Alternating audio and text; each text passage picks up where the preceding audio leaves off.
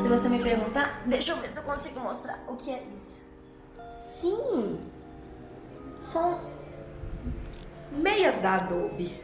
Olha só, que coisa maravilhosa. Você tá me perguntando, Thalita, mas por que você tá com meia da Adobe?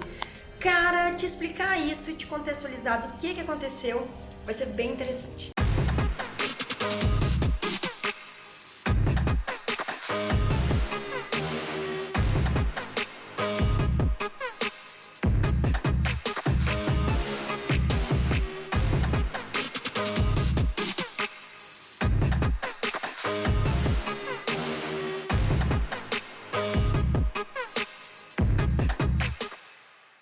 O que acontece? A Adobe fez um evento agora, no mês passado, para contar pra gente todas as novidades que teve na Adobe Max, que acontece lá nos Estados Unidos. Mas para contextualizar melhor o que acontece, eles não fizeram só um evento.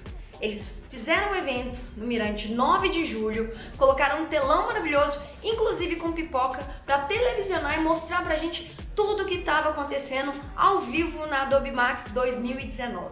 E cara, ver a Adobe Max 2019 e tudo que a Adobe está trazendo pra gente e vai trazer pra gente em relação à mobilidade na criação, à exploração da criatividade, a mescla que eles conseguiram fazer com a inteligência artificial, com deep learning, nos novos softwares da Adobe, mostra, cara, um caminho muito bom e muito incrível que a gente vai ter em relação à criatividade. E essa meia que eu ganhei,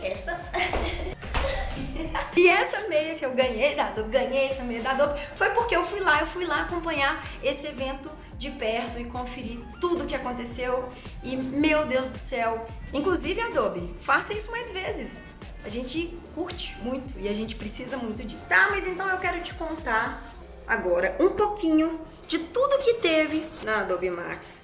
Na verdade, eu não posso te contar de tudo, porque senão eu ia ter que reproduzir todo o evento, contar tudo o que aconteceu no evento, com todos os detalhes possíveis, mas não se preocupa, porque eu vou deixar todos os links, inclusive do canal da Adobe, onde tem os links e os vídeos de tudo o que aconteceu na Adobe Max 2019. Eu acho que vale muito a pena você dar uma olhada em cada vídeo ali para você ver as inúmeras possibilidades que a gente vai ter para trabalhar com a criatividade. Porém, meus amigos, eu quero contar 5 coisas que aconteceram na Adobe Max, de 5 aplicativos mais voltados para dentro da área do design, da comunicação, que é a área que eu trabalho, que a gente precisa ficar de olho para esse próximo ano.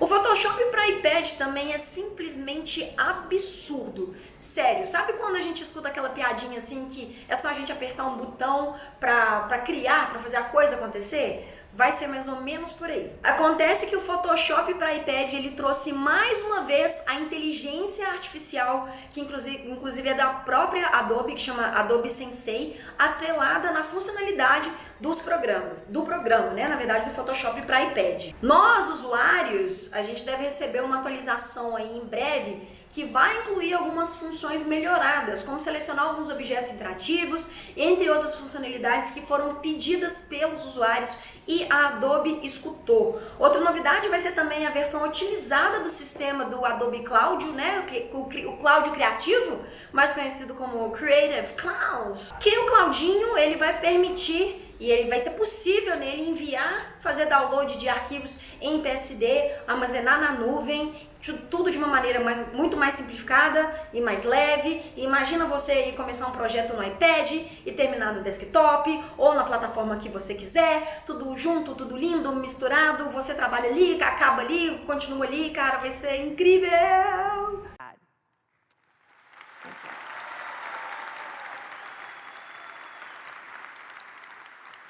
Now, everything we've seen so far is available on the iPad today. But there's one more thing I want to show you, and that's a quick sneak at just a few of the ways we're bringing our most powerful Sensei technologies from Photoshop on the desktop right here to the iPad very, very soon. Now, this is still under development, but keep your apps updated because it's coming very soon. And to start this one, I'll just jump into this cloud document I have, kind of an underwater composition I've got going, bridging these two worlds. I'll just make a quick edit, bringing in one more turtle. Never have too many turtles here. And of course, the next thing I want to do, sort of integrate this more tightly into the composition, start a selection, mask it out. And as we've seen already on the iPad today, I have options. I could use Quick Select. I could use my lasso tool, if I really wanted that fine-grained control. But it's a little time-consuming, kind of error-prone if I am on the bus, as Scott said. Of course, there's an easier way. If I were on the desktop, I would just use Select Subject. And we're bringing that full Sensei power of Select Subject right here to the iPad. All I have to do is tap this button, and there we go. I have to pause because if you blinked, you missed it, like in Terry's demo. In the tap of a button, Sensei has analyzed my layer, identified my subject, and started my selection for me. It saved me so much time in tracing. Really feels like magic here on the iPad. So that's Select Subject coming soon here to the iPad. And for this next sneak, I'll bring in an intrepid explorer to bridge these two worlds. This guy's up to the task. Of course, now that I have Select Subject, I'll use that to start. And it gets me 99% of the way there. But, never hurts to have a human touch. And of course, this type of hair is always tricky to select. If I were on the desktop, I would just use the Refine Edge brush.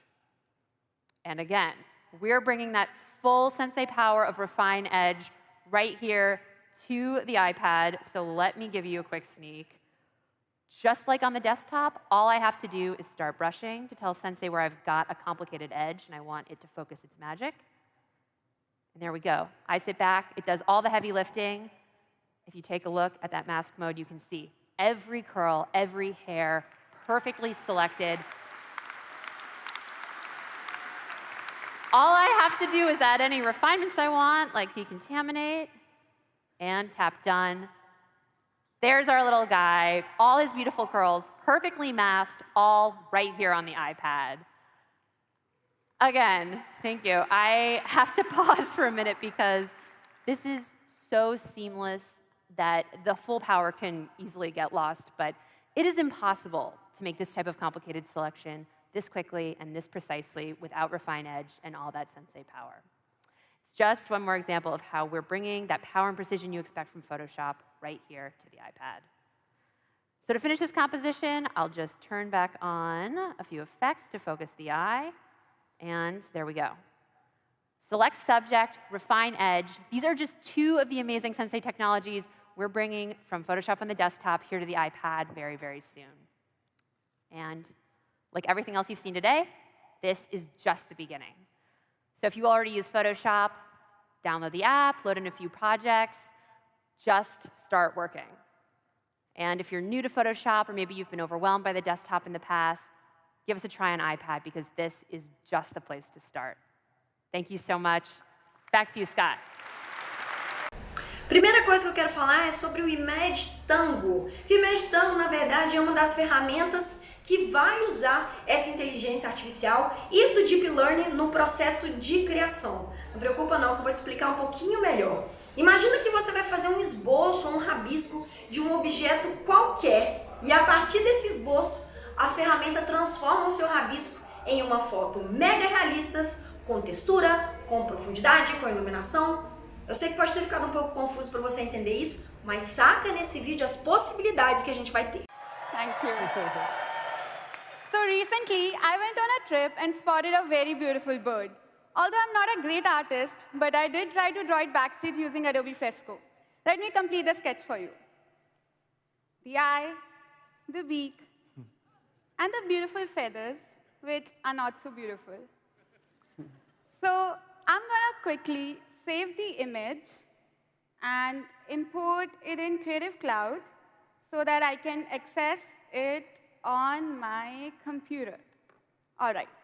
While that happens, we need the right texture of the bird. So here are a few birds which have different shapes, different perspectives, and slightly different textures. So although none of it matches the bird in my mind, this one here is the closest with this white belly and dark blue feathers. So now for recreating the bird, I need the shape. So we get it from the sketch I just drew. Well, let's wait for it to get loaded. And we also need the texture, bird, and this is what we chose. All right. We can go ahead and try to recreate it in Photoshop, definitely, but that requires a lot of time.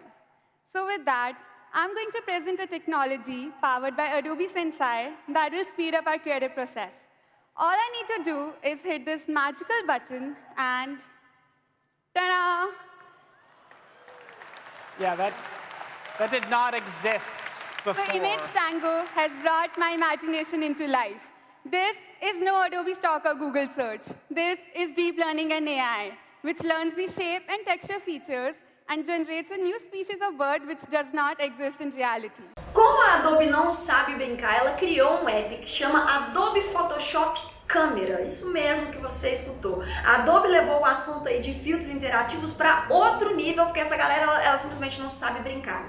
Só que além dos filtros também, agora a gente vai poder fazer criação em mobile ao vivo e com um clique. Acontece que o Adobe Photoshop Câmera é um novo aplicativo de câmera inteligente que reconhece as melhores lentes e efeitos para as nossas fotos. E aí o melhor é o seguinte, você pode aplicar esses efeitos na hora da foto ou depois que você tirar a foto. Ele vai funcionar basicamente como um filtro mágico de Photoshop, de poder infinito, de coisas maravilhosas e mescladas maravilhosas no nosso celular. É.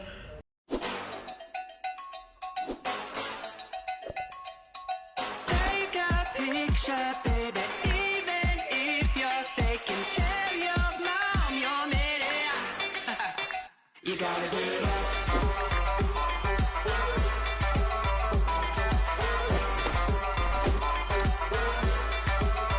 You gotta get up. You wanna live lavish, wallet full of that cabbage.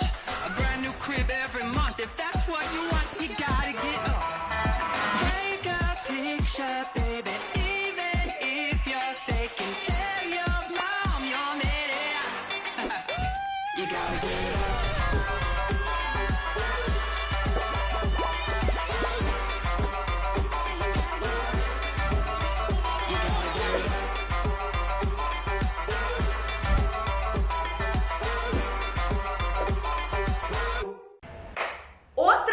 Maravilhosa que a Adobe vai lançar pra gente brevemente em 2020 é o Illustrator para iPad. Imagina você fazer projeto de identidade visual, ilustração, projeto de estampa, design de personagem e mais do que sua imaginação permitir, mais do que seu brief permitir, só que, cara, na versão do Illustrator para iPad. Grande parte das ferramentas que a gente já trabalha vão ser simplificadas, que é pra gente tirar o melhor proveito, né, de todas as ferramentas que o Illustrator tem, como traços mais orgânicos, curvas mais orgânicas, e isso vai facilitar muito, muito na criação. E eu ouço dizer que a gente está entrando numa era da mobilidade na criação. So we're really excited to be here to show you Illustrator for the very first time. And similar to Photoshop and Adobe Fresco, Illustrator is part of a broader system. And using cloud documents, I can see everything that's been created on the desktop or the iPad all in the same place. And I'm going to open up this pretty complex drawing here on my iPad. And this is really important because the team is focused on performance as a first-class citizen in this app. So it moves really fast, it's super smooth, and this drawing has tens of thousands of objects in it, but the iPad and Illustrator can handle it with ease. I'm going to go ahead and open up a second file, and I'm going to create a few different logos using a few different techniques. So the first thing I want to show here is the new Rethought pencil tool. So the pencil tool in Illustrator and the Apple Pencil are an amazing pairing together. So I can start by drawing by just tapping on my screen, and I'm creating a few straight lines, which is pretty straightforward. When I get to the end of a line, I can tap and drag and create really smooth vector curves using natural fluid motion. And so for those of you who have maybe been a little bit intimidated by Illustrator in the past, it's incredibly easy to create vectors right here on the iPad. Now, for those of you who are comfortable with the pen tool and have used it quite a bit, we've also rethought how that works for touch devices and the Apple Pencil. So I'm going to start by creating a basic shape here, doing tracing, something I do quite a bit here in Illustrator. And you'll notice if I click and drag, I start to get exact percentages. I get a ton of detail. I'm going to start dragging and just creating the rest of this very quickly. And I'm getting good snapping. And so I've made a few mistakes here I want to edit. I want to get rid of this extra anchor point. All I do is click the delete button. The anchor point goes away. I've actually made an extra point here that I want to get rid of. And now we have Smart Delete for Illustrator on the iPad. And so when I delete that point, it doesn't actually change my vector curve. So it's really great being able to selectively edit individual vectors. If I want to move a point along a path, in the past it would really push and pull the shape. But I can actually drag this point along an exact path and move it exactly where I want without transforming the shape. Thank you. And I've also got the ability to change things by exact pixel increments. So if I scrub here on my X and Y, I can get very, very precise. And that's really important when using Illustrator. So I'm going to go ahead and finish this up by drawing a little eye here. And now I want to tweak the type. I'm really not happy with this typography. And so if I select this piece of text and I go into my, my properties here, I can actually change the size. I can change spacing, everything right here on screen without digging through a lot of complicated menus. But if I do go into my properties panel, it's really easy to try out different fonts on the screen. I can click and drag and actually preview different fonts instantly on the screen in my design to see how things look. And if I decide none of these are quite the right font, I can tap, and I'll get access to all 17,000 Adobe fonts right here within Illustrator. I can pick one I like and finish up my design. O Adobe Aero, que surgiu, na verdade, para ser uma maneira mais intuitiva de exibir, criar, compartilhar experiências de realidade aumentada. Não só realidade aumentada, imersiva e interativa. Ele vai ser, na verdade, bem crucial nesses novos processos criativos para a gente contar uma história. Ele vai permitir que a gente coloque conteúdo digital no mundo real. Obviamente, ele vai ser integrado com outros softwares da Adobe, como, por exemplo, o Photoshop. Então, você imagina as possibilidades que a gente vai poder criar e a imersão de projetos que a gente vai ter. Adobe Aero. Aero is an app for designers to create and share augmented reality experiences that are interactive and immersive. Aero makes it possible for you to do this today using the content that you already create and have on your desktop right now. So, instead of me talking about it, let me just show you. We're going to jump right in and create an experience together from scratch in Aero. Now, the first vital step in creating an AR is actually getting a scan of the world around you. And we do this so that Aero can have a good picture of where we can reliably place the scene. So it guides me through this, through visual cues like you can see before me. And once I'm done, now I can start creating. So it's really easy to bring in my own content into Aero. And we're going to start by bringing in the star of this educational experience that we are going to create. This is a scarlet macaw. And I'm just going to continue to add elements here, like this infographic sign that it's just a flat image I created in Photoshop. And finally, I have a Photoshop file. It is a layered file, and that's all ready to go. OK, so you'll notice that as I put this scene together, I'm just using normal, everyday gestures to kind of rotate and scale, place these objects in place. It's the same type of gestures I use with my smart device. So if you have a smartphone or an iPad, you can use Aero to put a scene together. Now, let's do something with this PSD back here. I brought this in, and when I put it to full scale, you'll notice that Aero knows that it has layers, and I can actually expand the space between the layers right here in Aero. And what's really exciting is that I'm creating for AR in AR, so I get a really wonderful understanding of what my viewer is actually going to look at when they view the experience. And I'm just going to dial back those layers a little bit. I've got full control here to kind of adjust things as I go and really play with it. All right, I'm going to scale that up, and then just a few more adjustments to these assets.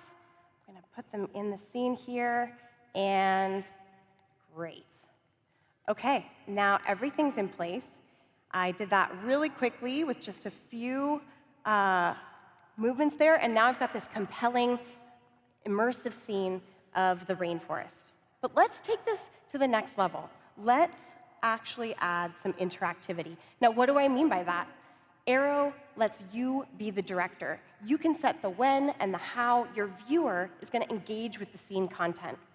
So right now, this scarlet macaw is just going to sit there and look pretty. But I want him to actually fly around that rainforest scene. So I can do that by adding behaviors. And just as Scott was mentioning, I want the viewer to be able to touch that bird and have something happen, have the action happen. So we've got a lot of options to choose from here. I'm going to choose animate, and I can set that loop to be infinite. Now, I can play back just what that action and trigger sequence is going to do by just tapping this in the action panel. And I know that that's just going to have the bird's wings flap.